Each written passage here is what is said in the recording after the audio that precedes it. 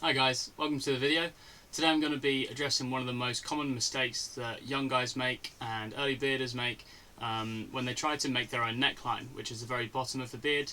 And it's a really important part of trying to create the impression that you are actually growing a beard, that you're being deliberate about it. It's not that you've thrown your razor away or you've forgotten to look in a mirror recently. It's that you're actually growing a beard. So you create this neckline just to frame your face and to show that you are really serious about growing it out. Okay. Now what's really common in the mistakes that people make is that they'll really go too high with this neckline. As you can see, mine takes up a fair amount of my neck, but you'll see a lot of people going right up to the chin, just below the jawline here, just below the bone.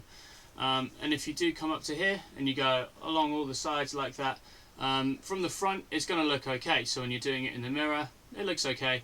But then when you turn to the side, what you don't see is all the neck that's underneath. It sort of looks like it's falling out, like there's a beard on the side, but you just got this neck that's coming out the bottom there. So you want to avoid that, and today I'm going to show you how to do that with a few easy ways to find this middle point, and then how to do the sides, how to take it up to the ears, and just keep that looking good so that from every angle it looks like your beard is framing your face well. Okay. So the first way of finding this neckline is to just trace with your finger. There's some horizontal skin on the bottom of your jaw, this lower part here, and then there's the vertical skin that goes on your neck. So you want to be finding with your finger a little crease that comes up between this horizontal skin and the vertical skin. It's where it changes direction. So you can just feel that, and that's about where your crease is. Okay, so that's going to be just the middle point of your neckline. Okay. Now another way to find that, which is commonly suggested, is to put one finger on your Adam's apple and then put another one above it, and then on the top side of this second finger is where that crease is going to land.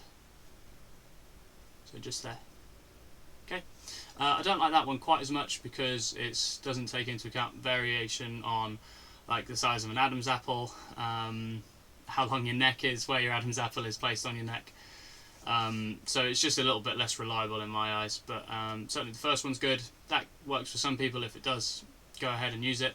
But the third, and probably my favourite way of finding the ideal spot for your neckline, is to give yourself a big double chin, and where that crease falls with the double chin, that's exactly where you want your beard to go.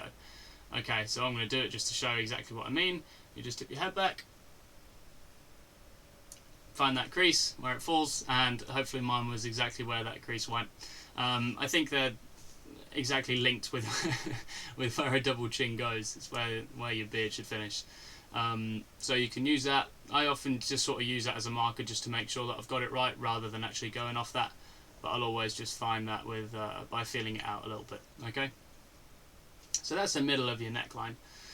As to the sides, you can have a little bit more variation in how these look. Now, some people like to go with a more gradual, natural-looking curve from the back of the ears down to the middle of the neckline.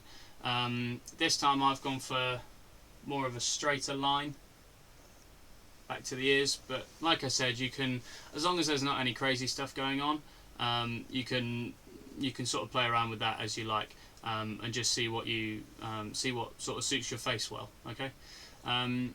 Now, as opposed to going under the ears like I have here, you can sometimes find people just bringing that in so they don't let anything grow behind here, I mean. They'll just have a really straight line down their jaw, and then from this point here, they'll just come around. They won't let any of this come back behind the ear. Okay. You can absolutely play around with it. That's definitely one of the good things about growing a beard for a longer period of time, is that you can play around with it. You can see what suits you and what you like.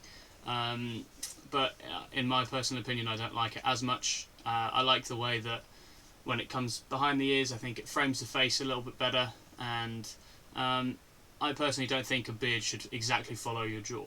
I think it should be shaped a little bit differently, and it should just help to accentuate the features that you like, and should just be like I said, a way of framing the lower half of your face. Okay, so there are my thoughts on the neckline. I think this is a really important thing that people do with good intentions. They sometimes don't find the right mark. They go a little bit too high here, and it can unfortunately have quite a big impact on a really good look otherwise, and end up making you just look a little bit inexperienced because you don't know exactly where you want that point to be. So hopefully I've helped you out a little bit. I hope that was informative. Until next time, see ya. Thanks.